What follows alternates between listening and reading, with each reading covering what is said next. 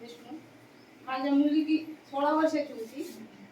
तिला मी इतकं दाखवलं हाडाच्या दवाखान्यामध्ये नेलं, डॉक्टरला दाखवलं. डॉक्टर म्हणजे नॉर्मल रिपोर्ट आहे, हिला काही नाही झालं. माझ्या मुलाला विचारलं, त्यानं म्हणलं हे अमृत ज्यूस आहे, एक बाटल देऊन बघू.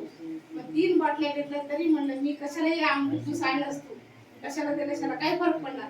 मग चौथ्या बाटलीला तिला फरक जाणवला की पूर्ण म्हणजे असं हात टेकून उठायचे, अक्षरशः तुझ्या डोळ्यातून पाणी यायचं. पण ते बाटल्या ते गोळ्या आतमध्ये गोळ्या दिली, खायला सुरुवात झाली. आता ती तंदुरुस्त आहे, असं चांगली तब्येत पण चांगली. ज्यानं कोणी घेईल अमृत ज्यूस त्याचा नक्कीच फायदा होते. हे काय फसवणूक नाही, काय नाही. आम्हाला या अमृत ज्यूसचा फायदा झाला. खूप छान आहे, तर त्याच्यासाठी नक्कीच टाळ्या वाजल्या पाहिजेत.